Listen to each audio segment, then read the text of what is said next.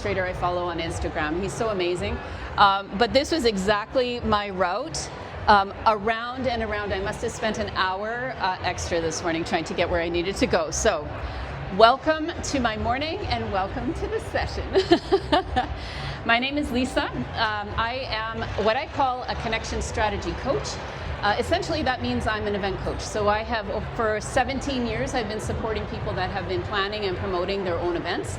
I started my world many, many years ago. I say I am a lifelong event planner. And I say that because I started planning when I was 13-ish.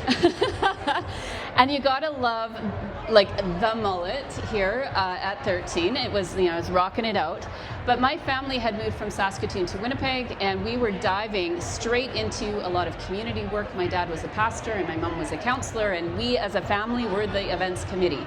So I ran kids clubs and all sorts of things when I was 13, all the way up to I started working in camps and leading camps, directing camps. That's me in the middle with some friends. But I've got these swirlies on the side because the swirlies mean that things weren't always great. And why weren't they great? I really didn't have a lot of goals. I just was kind of folded into the family business, let's say. There was really no guidance. The growth was just whatever happened to be happening at the time. And what was happening to me here was, by the time I was 21, 22, I was completely cooked. And I was talking to a business coach friend of mine, and I was joking how by the time I was 24, I had put in 10,000 hours. How many of you have heard about the 10,000 hours? To master something, you need to, well, the idea is if you put 10,000 hours in, keep showing up, you actually get to this point where you know that you know that you know you're a master at something. He did the math from when I was 13 till I was about 21, 22. He's like, you're at like basically 10,000 hours that I had spent up until my 21, 22 early years. And I was wondering why I was burning out. This picture here is me escaping this disempowerment, the delusion, this disillusionment, and this deconstructing I was doing of everything that I thought I was really good at, what I loved. These were my people. I loved doing events, but I was breaking this all down. So when I was feeling disempowered, this is what was kind of going on for me here. I was, in theory, my ideas were welcomed. There was committees. I was on lots of committees. I was building committees. But it really wasn't in practice where those things were welcomed in. My creativity became more about execution, pulling things off, lots of tight deadlines, but not really an authorship where I felt like I could take ownership over something. And eventually I learned to anticipate being overridden and brushed past, and really at the end of the day I stopped advocating for myself. And what happens when you stop advocating for yourself? Yeah, you start to sink.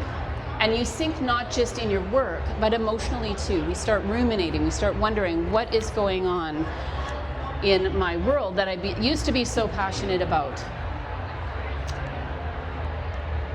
The next one is disillusionment. So once we've kind of gone through that period where we're just questioning ourselves, we're not sure what's happening, these long hours that I had been so passionate about, what was starting to happen is that there was a questioning about why I kept being asked to do things, but nobody really cared. And when I say here that over time, what I thought used to be a caring group of people I was working with started to feel like careless leadership to me. And I was old enough to know I had been doing this like lots and lots of my life. I wasn't just tired, I was feeling really misled. And this big word called deconstruction, how many of you have heard that? That's a big one. when I started pulling apart this identity, so I actually headed for the hills initially when I was burning out. I moved out to Calgary from Winnipeg with a friend. I said, I am done. I'm going to go hike and bike, ski, whatever it is, get a part-time job so I can survive, but I am out of events. This is it. The picture that I showed you earlier, just me in the airport, was me also escaping what I thought maybe my life trajectory might be. And so all of these things led me to, you can't really see London there very well, but London called and I answered. My sister actually was working in Pakistan, India, Nepal, and she missed a flight once, got a free flight, sent it to me in the mail. This would have been early 90s. And do you think it ever came? This ticket, because you get a free ticket anywhere in the world if you miss a flight, used to be like that. I was going to go see her in India, but the ticket got lost in the mail, and so I booked my flight to London. But when I arrived, she was also completely exhausted, completely disillusioned. She had been traveling so long, doing work that she was feeling like she was just getting squashed down, was never really in the place where she really wanted to be. And so what I want to suggest today is, as we were, let me just go back one here. There were little arrows here, but when we were in London, what was happening, because she was so exhausted, is we spent so much time on the trains. Training here, training there. I saw so many things from the outside, from the window of a train, and I didn't go in anywhere. I didn't get to see anything. And when I was thinking about this talk I wanted to give about mentorship, what starts to happen when we're in automatic mode, when we just start doing the work, when it's a job, it pays the bills, it's something that we know how to do, so we lean in to do it. We start going in circles in our work, and we're not sure how to get out of that. So I want to talk a little bit here about gathering at the Gap, and what does that mean? I'm assuming everyone's heard of Mind the Gap in London. How many have been to London? So you understand there's a lot of that movement, everybody's going somewhere, you want to get where you're going, but I want to just take a moment here to gather at these gaps here. So this slide is, where are we standing? So where are we standing? Planners are feeling, like I was, disempowered. They have responsibility, but maybe not a whole lot of influence. Many are disillusioned by a culture that has put them in a certain box. They want to have you do the work, but there's no really accountability for that burnout, or there's some blame attached to that. And there's a lot of instability when you're in this disillusionment, because you're not sure what you're going to do next. And then this deconstructing. Have any of you noticed, as people are coming into your companies, they're coming onto your teams, and there is a lot of questions about what we believed in the past, and maybe there's no answer to what could be in the future. We are in this space, and I don't want to say it's just since COVID, but we are in this space where we are, as a society, deconstructing what we knew, and especially in events, deconstructing what we knew to be true, without necessarily looking at what was next. So this one is, how do we get here? So I want to suggest that we got here by maybe normalizing overworking, normalizing the urgency. How many of you are really great running in heels? Guys too. Oh, we got some takers. There is almost, even listening to the music coming in this morning, there's that feeling like, oh, I got it, like your game face, right? We got here because we've normalized this place of overwork and urgency, and it almost is, if you really mean it, if you want to be here, this is how you're going to be. There's an expectation to that. We build systems that reward endurance, okay? That is like such, I used to be in sales too. That is such almost a sales mentality where we're building these systems and we ring the bell and we're like, oh, you know, I'm dead over this finish line, but I'm here and I did the work. Now, the last one here is this, we're focused on this fulfilling a task. and not necessarily fulfilling the human obligation to ourselves or to our teams. The next one here is, where do we want to go? So we want to go to this place where there is available guidance, where there are people available to us that are looking at our long-term growth and not just short-term things that we need to get done or that responsibility you have. It is not just about you had one job. If you've ever said that to anybody or someone said that to you, you have one job. We don't want to be looking short-term as we're bringing people into the industry or into any piece of event work. That we want to work towards cultures that are honest and supportive and built for humans.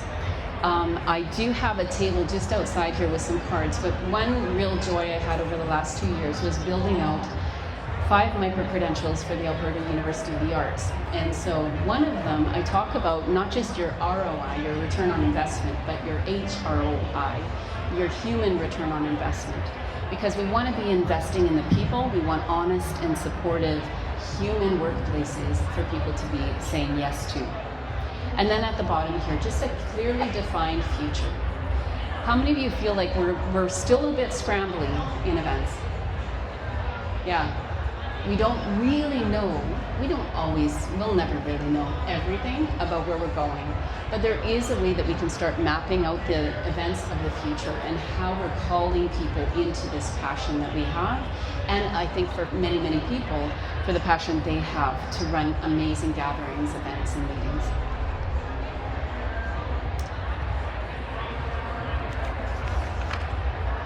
All right, and this one is, what are we waiting for?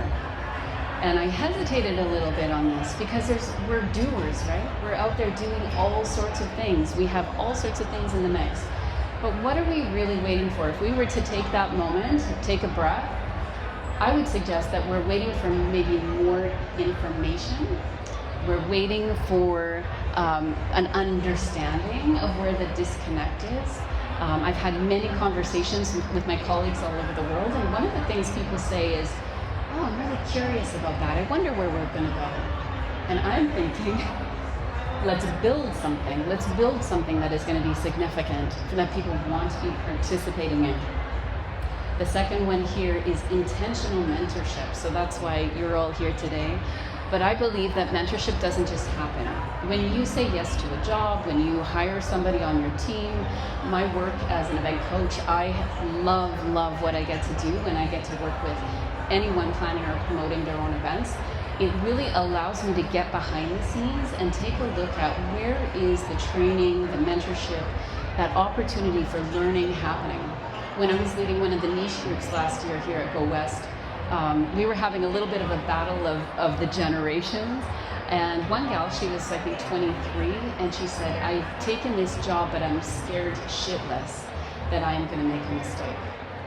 When we have people taking on, that kind of gives me chills, taking on these roles, and it isn't that she is incompetent. It's not that she doesn't want to be there, and she probably has all sorts of examples from her past, a lot of opportunities to add to a team, but when we're coming into a role and we're feeling like I'm on my own, and I have had coaching meetings with some of my clients where they're actually in tears because they don't know how to hire a speaker.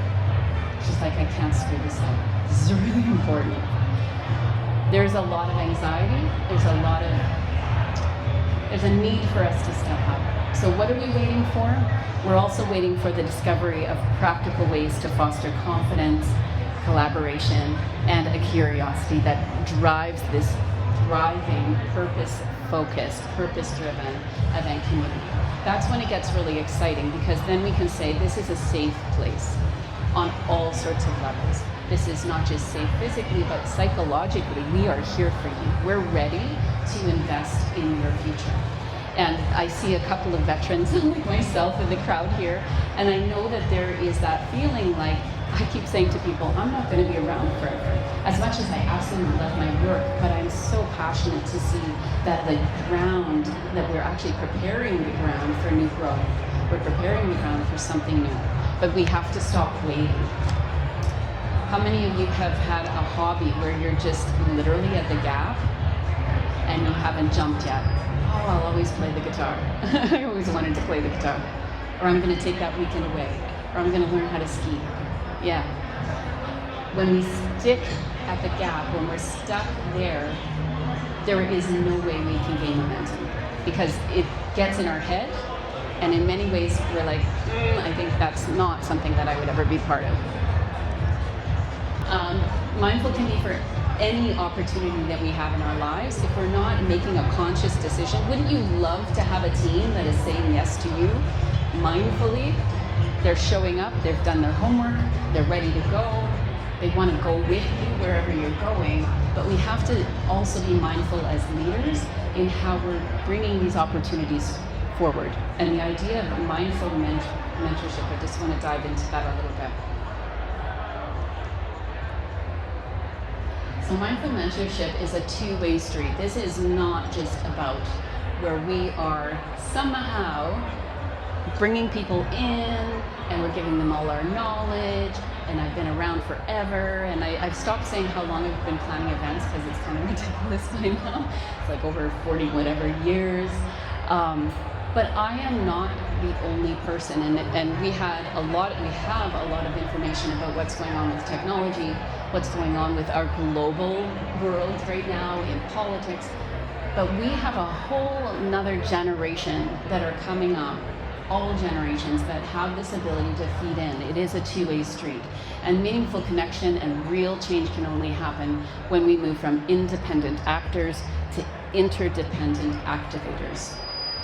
Does that scare you? Or is that something that it's exciting? It is incredibly exciting, because then we're not alone, right? None of us are alone. We're actually not alone anyway, but I bet you even a lot of people that are mingling here might be here by themselves, and it's hard to say hi, it's hard to step forward. So we want to become interdependent activators. All right, so we're going to go speedy through this. How am I doing for time? 1 minute? Literally 1 minute? Oh my gosh, okay. I'm going to do this so fast, and I apologize. So the gap is where we gather shared knowledge. So we want to put everything we've got on the table. We want to create space. We want to widen the table so we get a lot of different perspectives. Flip the page. The gap reveals where our greatest growth opportunities are. This is where we look at the skills and the confidence and what is missing, and we start to gather people in to our world. And we start to look outside and say, who else can I be learning from? But the gap, if we really take a good hard look at it, that's where the growth is. All right, so where we learn to leap into the unknown is right at the gap. At some point, you have to buy a guitar. I don't know if guitar is what your thing. At some point, you have to take a leap. The gap is our reminder to take risks together. We are not in this alone. And I will encourage you, if any of you are interested in what this looks like, again, at my table, I've just got some postcards out there, but I am building sort of this garden that I hope over the next few years will become this place where we can start to grow together in stronger ways.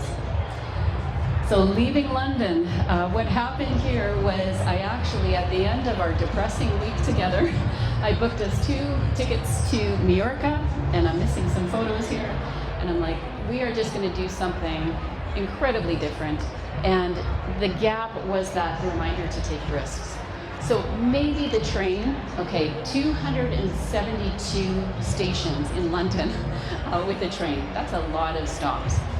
Maybe it's time for us to get off the main track and learn how to live fully as ourselves, level up, and bust those ceilings, and lead the way to new destinations. So if you are interested, I would love to talk to you. I'll just be at the booth outside. But thank you so much for your time today, and I encourage you to find a mentor and be one. Thank you.